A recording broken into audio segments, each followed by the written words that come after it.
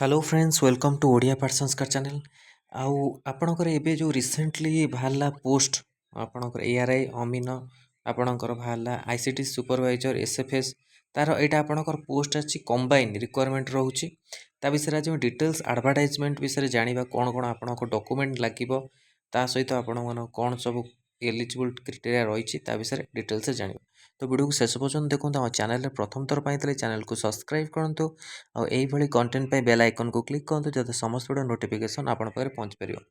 ଦେଖନ୍ତୁ ଆପଣମାନଙ୍କର Odisha ସବଅର୍ଡ଼ିନେଟ୍ staff selection commission ତରଫରୁ ଆଜି ଡେଟ୍ କ'ଣ 29 ଡିସେମ୍ବର 2023ରେ ଆପଣଙ୍କ ଅପଡେଟ୍ଟି ଆସିଛି। Invitation of the online application for the combined requirement examination 2023 for the district cadre post RI ICTS supervisor ARI ଅମିନ SFS ତ ଆପଣମାନଙ୍କର ଆଉ ଗୋଟିଏ ପୋଷ୍ଟ ରହିଲା ଯେଉଁଠି ଓ ଟ୍ରିପଲ୍ ଏସ୍ରେ କ'ଣ ସେଇଟା HEW ହର୍ଟିକଲଚର ଏକ୍ସଟେନସନ୍ ୱାର୍କର এই ପୋଷ୍ଟର ଅପଡ଼େଟ୍ କିଛି ଆସିନି ତ କିଛି ଦିନ ମଧ୍ୟରେ ଆପଣଙ୍କର ଆସିଯିବ।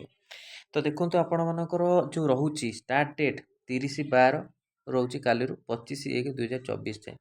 ତ ଗୋଟେ ଇମ୍ପୋର୍ଟାଣ୍ଟ କଥା କି ଆପଣମାନେ ଯାହାଉଥିରେ ବି ଆପ୍ଲାଏ କରୁଛନ୍ତି କମ୍ବାଇନ୍ ଏକ୍ଜାମରେ ତ ଆପଣ ନିଜ ଡକୁମେଣ୍ଟକୁ ଠିକ୍ ରଖନ୍ତୁ ତାପରେ ଆପଣମାନେ ଆପ୍ଲାଏ କରନ୍ତୁ କାରଣ ଡକୁମେଣ୍ଟ ଠିକ୍ ଆପ୍ଲାଏ କଲେ ଆପଣମାନେ ଯେଉଁ ଡକୁମେଣ୍ଟ ଭେରିଫିକେସନରେ ପ୍ରୋବ୍ଲେମର ସମ୍ମୁଖୀନ ହେବେନି।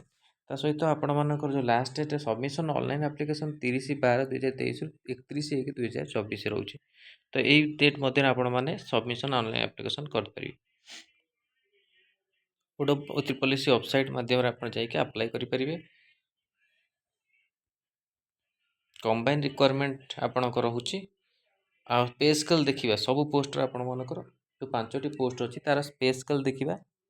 Name of the department revenue inspector RI ଅଛି ଯେଉଁ R&DM ଡିପାର୍ଟମେଣ୍ଟ ପେ ସ୍କେଲ୍ କେତେ ରହୁଛି 35,400ରୁ 1,12,400 ପେ ମାଟ୍ରିକ୍ସ ଲିଭଲ୍ 9 ଅନୁସାରେ cell 1 ICTC supervisor W&CD department pay scale ରହୁଛି 35,400ରୁ 1,12,400 ପେ ମାଟ୍ରିକ୍ସ ଲିଭଲ୍ 9 ସେଲ୍ 1 ତାପରେ assistant revenue inspector R&DM department pay scale କେତେ ରହୁଛି 19,900ରୁ 23,200 ପେ ଯେଉଁ ARI ଯେଉଁ ଆପଣଙ୍କର ଅଛି ARIର ଟିକେ କମ୍ ସାଲେରୀ ଆପଣମାନଙ୍କର ଅଛି ତା ସହିତ ଅଲଗା ବି ପୋଷ୍ଟ ଅଛି ଆପଣ ଦେଖିବେ।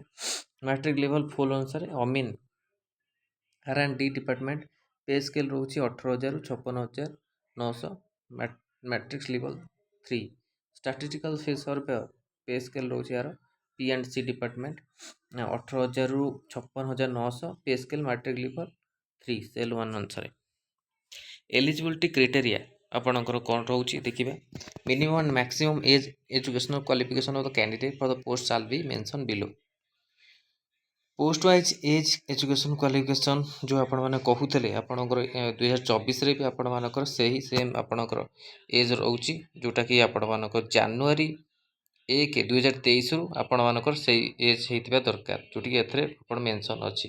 रेवेन्यू इंस्पेक्टर देखो candidate must have passed bachelor degree examination any discipline equivalent there from the recognised university having the knowledge in computer application a candidate must have below 38 years over the 20 years of age on the first day of the January of the year which application invited जोटा fast year आपण मानक जो January 23 अच्छी 2023 जो January अच्छी month Sethu आपणकर apply date को आपण निया जाउची।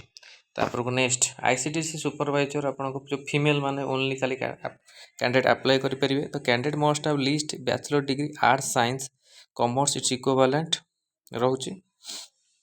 Candidate must be women of not less than 20 years 21 years and not more than 38 years and 1st January 2023 आर एज रिलैक्सेशन जो अच्छी आपणकर 38 इयर्स माने आपण एज रिलैक्सेशन 5 वर्ष रहिबो जो माने SC ST कैंडिडेट अछंती से मानकर आ PW कैंडिडेट को तांकर अलगा एज रिलैक्सेशन रहिबो। तापर आसिला आपण मानकर असिस्टेंट रेवेन्यू इंस्पेक्टर आ अमीनो जोटा कि आपणकर टिके क्वालिफिकेशन आपनको 10th + 2 पिला माने अप्लाई करि परिबे।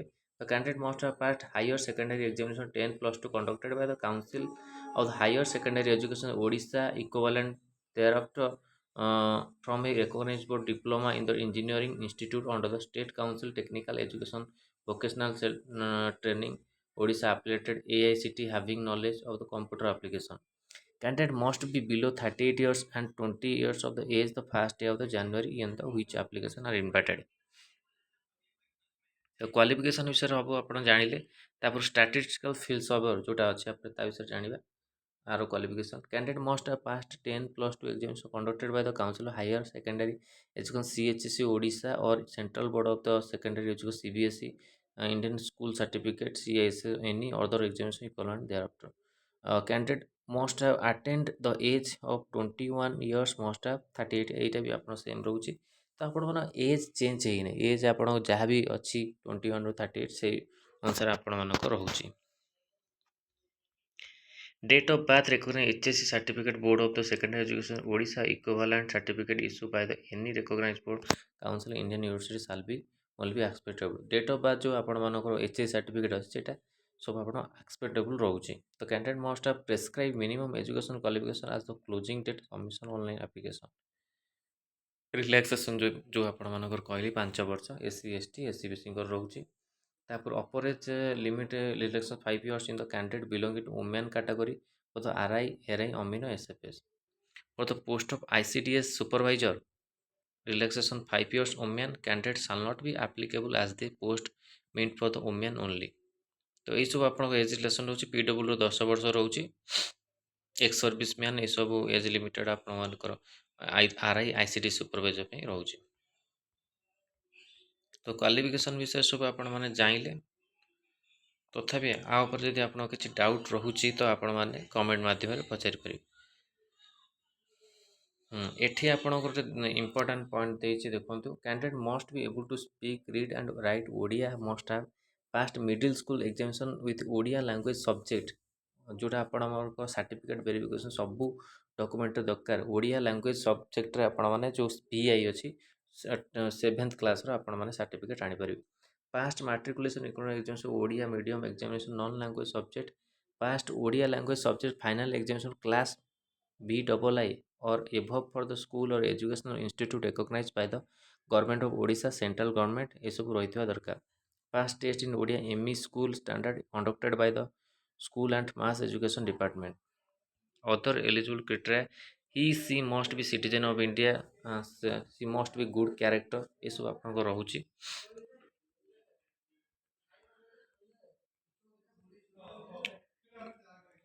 No examination fees payable for the apply for the post କିଛି examination fee ରହୁନି। how to apply ଯେଉଁମାନେ ରେଜିଷ୍ଟ୍ରେସନ୍ କରିଥିବେ ସେ ତାଙ୍କର ରେଜିଷ୍ଟ୍ରେସନ୍ କରିବା ଦରକାର ନାହିଁ ତାକୁ। ଆଉ ଯେଉଁମାନେ ରେଜିଷ୍ଟର କରିପାରିବେ ତାପରକୁ ଯେଉଁମାନେ କରିନଥିବେ ସେ ନ୍ୟୁ ୟୁଜର୍ କରିପାରିବେ ରେଜିଷ୍ଟର। ତ କିଛି ଅସୁବିଧା ନାହିଁ, ଯେଉଁମାନେ କରିନାହାନ୍ତି ସେ ନ୍ୟୁ ୟୁଜର୍ କରିପାରିବେ।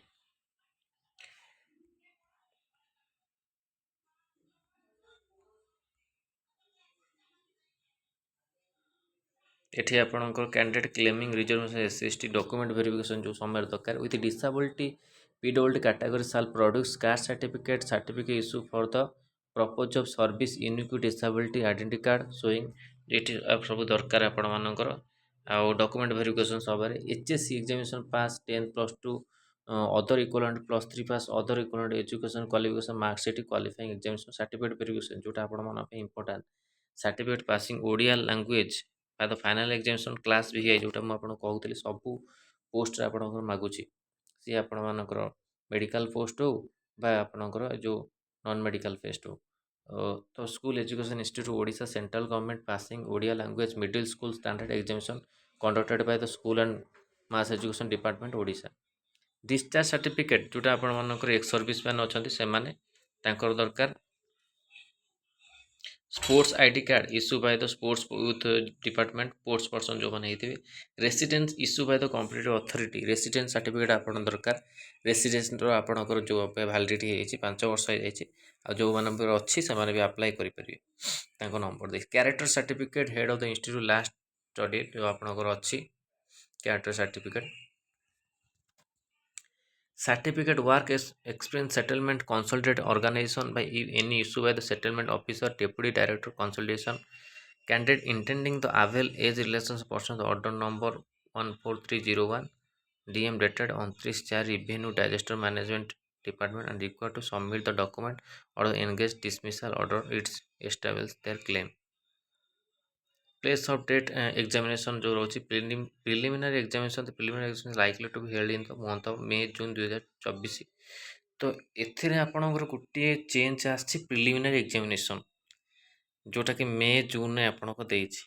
ପ୍ରଥମ ଥର ପାଇଁ ମୁଁ O3 ପଲିସିରେ ଗୋଟେ ଆପଣଙ୍କର ନୋଟିସ୍ରେ ଦେଖୁଛି କି ପ୍ରିଲିମିନାରୀ ଏକ୍ଜାମିନେସନ୍ ଆପଣମାନଙ୍କର ଦେଇଛି, ସେଇଟା ପୁଣି ଆପଣମାନଙ୍କର ମେ ଜୁନ୍ 2024।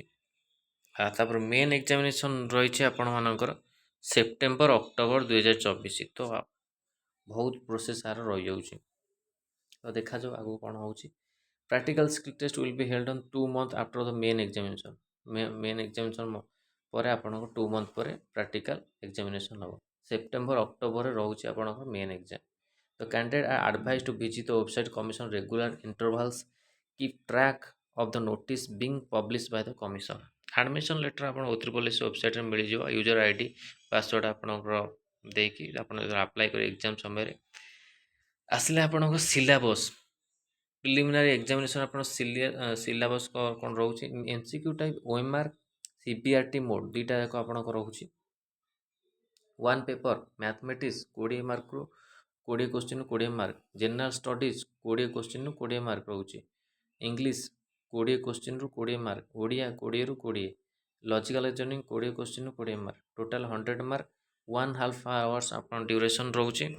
ଆଉ ନେଗେଟିଭ୍ ମାର୍କିଂ ତ ନିଶ୍ଚିନ୍ତ ଆପଣମାନଙ୍କର ଥିବ। Examination meant on the only on the basis of performance. Preliminary examination candidate will be screened, shortlisted to appear the main examination 5 times of number of vacancy advertised category। 5 ଗୁଣା ପିଲାମାନଙ୍କୁ ଯେଉଁ vacancy ଅଛି ଯେଉଁ ପୋଷ୍ଟରେ ଆପ୍ଲାଏ କରୁଛନ୍ତି ତାର 5 ଗୁଣା ପିଲାଙ୍କୁ ଆପଣମାନଙ୍କର ମେନ୍ ଏକ୍ଜାମକୁ ସେ କ୍ୱାଲିଫାଇ କରିବ। ତାପରକୁ ଆପଣମାନଙ୍କର ମେନ୍ର ଦେଖିବେ ଆପଣଙ୍କର ମେନ୍ର ଯେଉଁ ଯାଉଛି ଆପଣଙ୍କର ସିଲାବସ୍ କ'ଣ ରହୁଛି mathematics 40 question 40 mark, general studies 40ରୁ 40, ଇଂଲିଶ 40ରୁ 40, ଓଡ଼ିଆ 20ରୁ 20, କମ୍ପ୍ୟୁଟରରୁ 40ରୁ 40, 180 ମାର୍କ ରହୁଛି, ଡ୍ୟୁରେସନ୍ 3 hours। ତ ଏଥର ଆପଣମାନଙ୍କର ରହିଛି ପ୍ରିଲିମିନାରୀ ଏକ୍ଜାମିନେସନ୍ ରହିଯାଉଛି।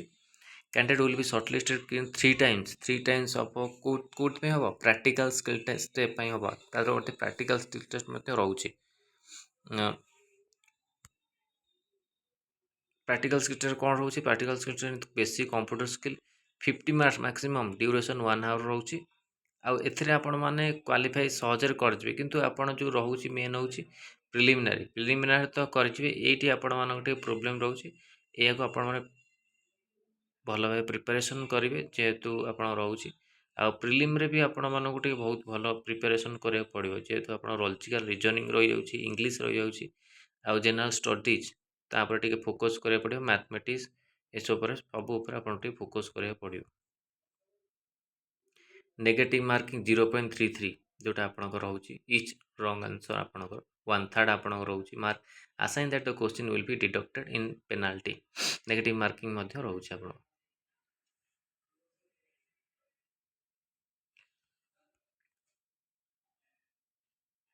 ମିନିମମ୍ କ୍ୱାଲିଫାଇଂ ମାର୍କ ଯେଉଁ ରହୁଛି ଆପଣମାନଙ୍କର ଥାଲ୍ପି ଯେଉଁ ଆପଣଙ୍କର ରହୁଛି main examination minimum qualifying mark of SC ST PWD ex servicemen post person category candidate shall be 30%। minimum qualifying mark of the candidate other than SC ST PWD ex servicemen post person category will shall be 35%।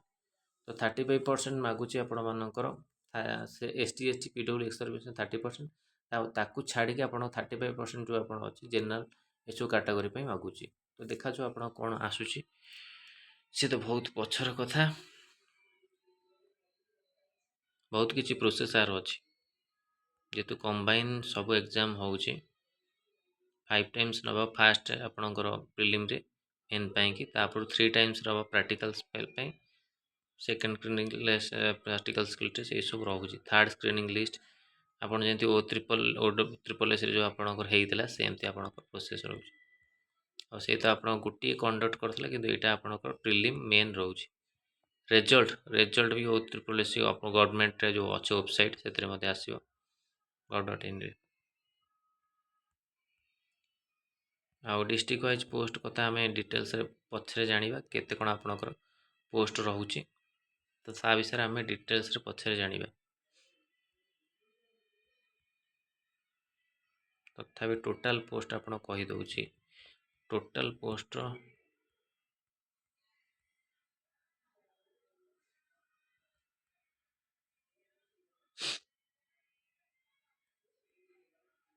सब अलग अलग आप revenue inspector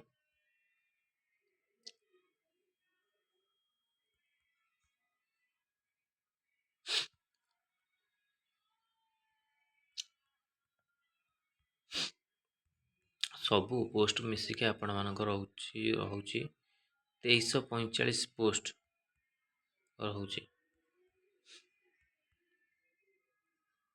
2345 post रोचे सब post को मिसेगी। तो यहाँ थिला त्रिपोल आपण एआरआई अमीनो एसएफएस आईसीडीसी सुपरवाइजर आरआई तार फुल एडवर्टाइजमेंट डिटेल्स वीडियो भल लगी लाइक को शेयर करूँ हम चैनल प्रथम थर पाई चैनल को सब्सक्राइब करूँ आभली कंटेंट बेल आइकन को क्लिक करूँ जैसे समस्त वीडियो नोटिफिकेशन आपण पाखे पहुँच पार। धन्यवाद थैंक यू। आउ टेलीग्राम चैनल यार जो पीडीएफ अच्छे आपण मानक मिल जाए सेठू जाए आपण मैंने जॉइन करी डाउनलोड करें। धन्यवाद।